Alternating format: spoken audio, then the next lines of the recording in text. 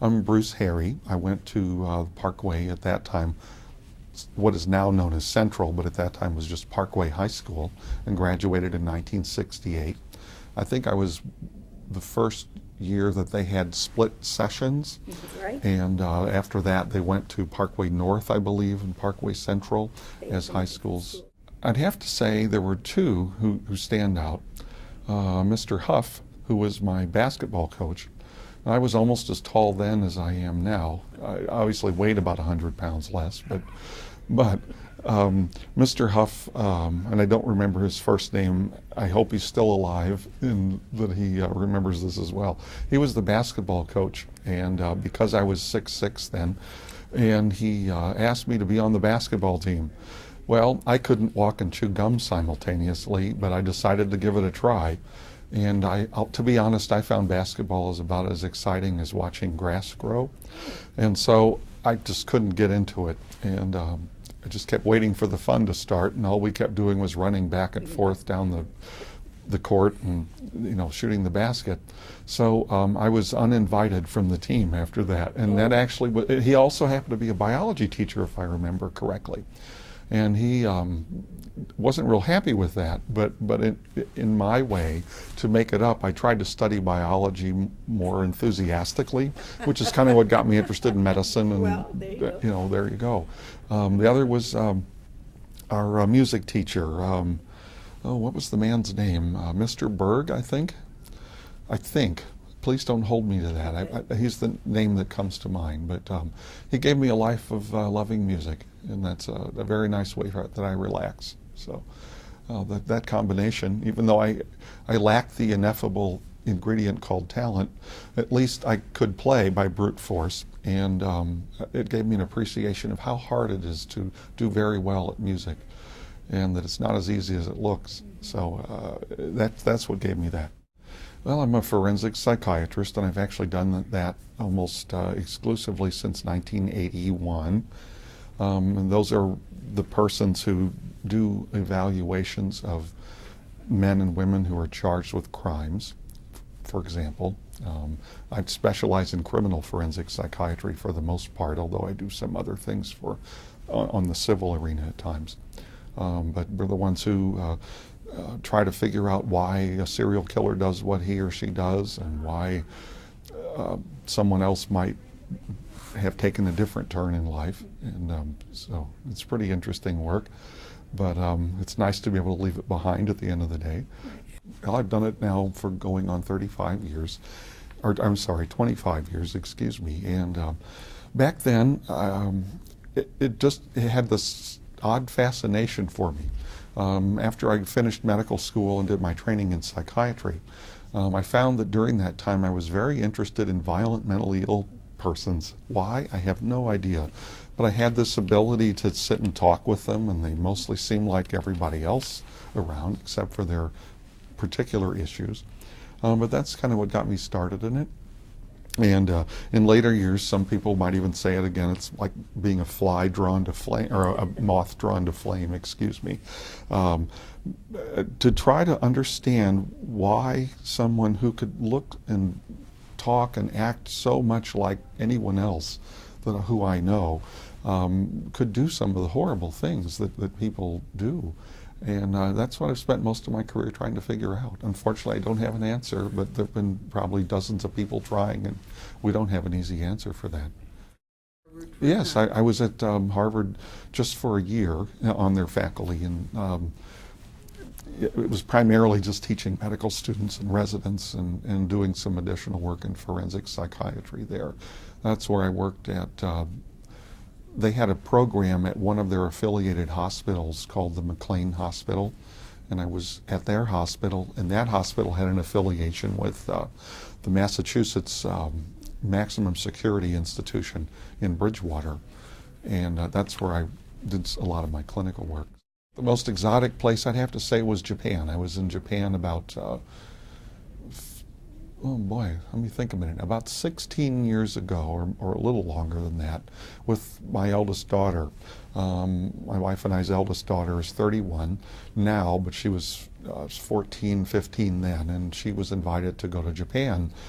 And because at that time, and perhaps still today, the Japanese culture is does not allow women, or at that time did not allow women to do things independently of a family member or a husband. And my wife at that time was pregnant with our youngest daughter, so I got to go to Japan and was there for I think it was 2 weeks or 12 to 14 days. And that was fairly exotic for me, who grew up in St. Louis and now lives in Columbia. It's a beautiful country. The people were very gracious and friendly, and I'm surprised at the number who spoke English, which was, yes, even at that time. I can remember wandering around the high-speed train, the Shinkansen bullet train station, lost, and I couldn't read Japanese. I still can't. And several people came up and in perfect English asked if we needed assistance, if they could show us anywhere, what we were doing. And the other memory I have of it is that my daughter, who's 6'1", and I were very much taller than everyone else. Right. And finally, she's a natural blonde, and that is an almost unheard of hair color in Asia. They don't see that. Yeah, and a lot of the children wanted to touch it. They couldn't believe that someone could have hair that blonde, you know. So anyway, so that's my most exotic memory, I think. That and having some very strange foods that look like something from Star Trek. I mean, Did you experiment and taste? Oh yeah, no, I'm very very adventuresome with most foods, but it was the first time I'd ever had things that looked like insects and fish and odd stuff for breakfast and other meals. So anyway, but that was probably my most exotic trip. I take it upon myself to offer the best support for them I can, and a lot of that involves work. But I do try to keep up with them and attend at least some of their activities. We have our youngest daughter who is going to be, or is 17 now, is going to play basketball at DePaul next year in Chicago. So I'm very proud of her, especially considering my checkered history on the basketball Maybe court. she'll have more luck, right? Well, I'm thinking she will. She has a gift that I just never had. And our son's going to be an attorney. He's just finishing law school. Our eldest daughter works here in St. Louis in a middle management advertising type position with TRG Accessories. And our middle daughter, Margaret, is going to be a medical sonographer. She's the only one who went into any kind of health care. Well, a lot of television portrayals have very few forensic psychiatrists or forensic psychologists in, but at the same time, most of that, of course, is highly scripted and designed to get finished in either 30 minutes or 60 minutes. And typically, real law enforcement and real forensic psychiatry is not something that can be done in that kind of a tight time frame. Frequently, these things can go on for days and weeks and months, and doing these evaluations, for example, trying to understand someone. I mean, I just spent all day interviewing somebody in Leavenworth, Kansas, just a few days ago, trying to understand why he was into whatever particular crime he was in. So it takes a lot longer, and certainly we don't have all the high-tech gadgetry that they have on television. Done some very informal type of consulting behind the scenes for a few television things, nothing much. I'm not big into that. I tend to value my privacy and quiet, but I've done a few of those.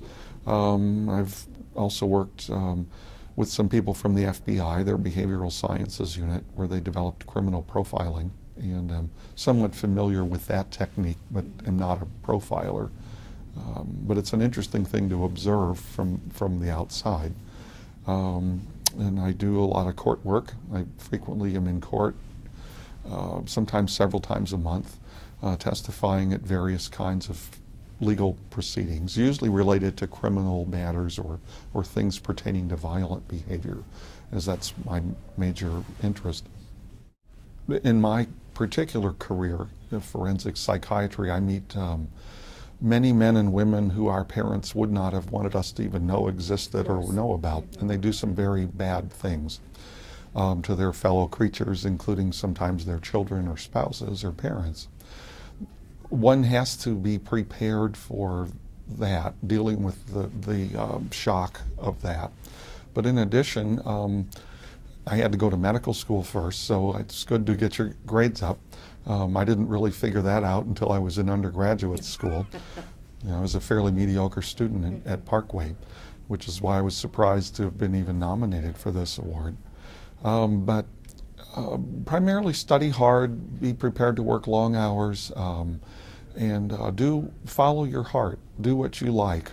And if you do that, you will largely, I think, be a success, at least in your own mind, and perhaps since you're happy at what you're doing then, arguably, then others will see you as a success as well.